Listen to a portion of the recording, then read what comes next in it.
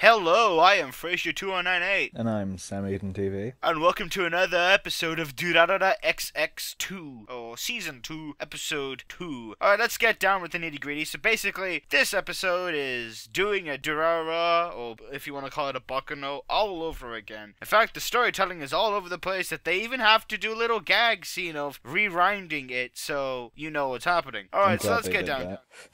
You're glad they did that. At least that's a way of making it easier to tell when it's in the past and when it's in the present and stuff like that. That is true, that is true. Alright, so let's get down with it. So basically, it's the school. We got the school setting, and you get to see Mikado Yugamine and the girl, whose name I'm suddenly forgetting, because she was bland and boring in this episode, forgive me. They're at school, and they're in this episode. That's true, that's true. So, they're at school, they are in the same class together, yet again. They are both representatives, yet again. Nothing has changed apart from, you know.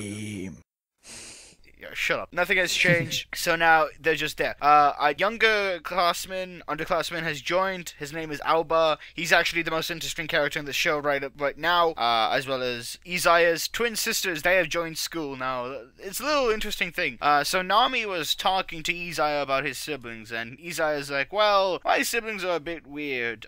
They chose their identity through the flip of a coin. They got different identities from each other. One who looks like a bookworm isn't actually a bookworm. The one who's wearing gym clothes is actually quite quiet, but also mean and actually a bookworm. They have different personalities because they want to be different. And Nami's like, well, if kids see that they're different, aren't they gonna get bullied? And Izaya's like, yeah, I feel so sorry for them, like in a sarcastic tone of voice. So when they do get bullied, you know, the traditional, oh, I'm gonna write on your desk secrecy. God damn, you think someone would notice? So that happens to the girl in the glasses, and she goes berserk. She jumps off of tables and gets gets thumbtacks and is like, if you don't tell me who orchestrated this plan, I'm gonna put him in your mouth.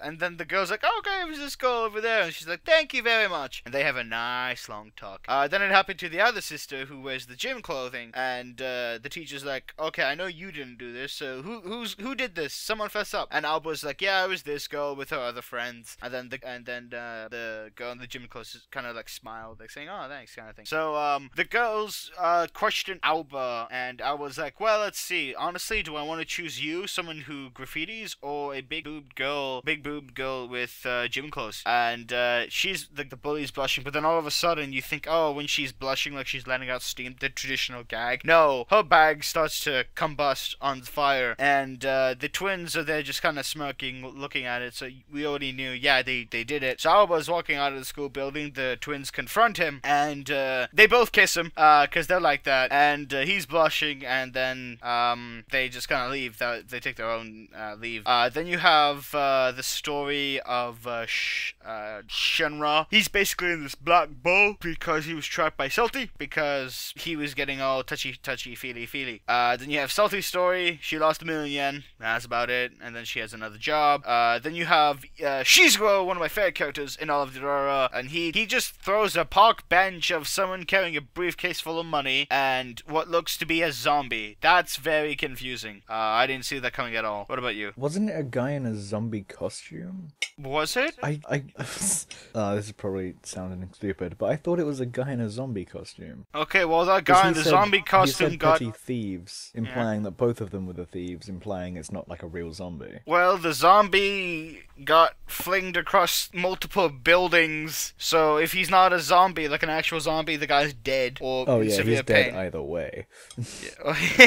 In severe pain. But if he actually is a real zombie, I don't know. That shit looked weird. Like the guy with the hat, I didn't know who the fuck he was. Didn't see what he was doing at all relevant to the story. But apparently he had a briefcase full of money, and apparently that was supposed to be Shizuo's money. But I think it was probably petty. You know, if they were petty thieves, why was the guy with the briefcase trying to attack the zombie with the briefcase full of money? That makes no sense. That's a really good question. God, the show and its multiple questions, and then eventually they're gonna piece it together. That kind of shit. Alright, so that happened as well. And then Mikado Ryugamine and the girl are at this karaoke, and they meet Walker and the other female, and they're just talking. It's like, hey, what's a good place to take Alba out? Because Alba knows Mikado's in the dollars, and they're like, oh, we're gonna go to these otaku places because it's the best place to be. And then Henri, I finally remember her name. Henri is walking out of the karaoke bar, and she senses evil, but then you get to see this is really weird. You get to see Shinra's father in the karaoke bar, and we questioned why he was there at all. So Shinra knows who she is, and he gave her his card. If you want to know anything else, let me know. And then the guy she sensed evil from is there with Shinra, talking about a business deal, something about data.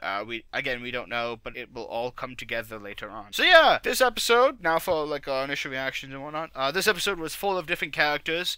Some are interesting, others are not. But yeah, definitely left me wanting more. Definitely trying to figure out the puzzle to this. What about you? I agree that this is a strong episode because it focused on some very interesting characters. But I disagree that you said some of them aren't interesting. Yeah, ones like the bullies. We got introduced to the bullies. Oh, you mean the girls who written on the desk? Yeah. I highly doubt they'll be characters. I think they were just there to be the bullies in this episode and then they're gone. Which, yeah, that's not very interesting. But if they're just here for this episode, then I'm fine with it. Okay, if they become big characters, then that'll be a bit crap. Because don't forget, don't forget the bullies in the original season 1. Ooh, my die. In the original season 1, remember, it's like those tanned, creepy-looking girls. The one where Izaya stomped his foot on the cell phone. They were there for quite a bit of the episodes. But yeah, I see what you mean. That's kind of a bad problem.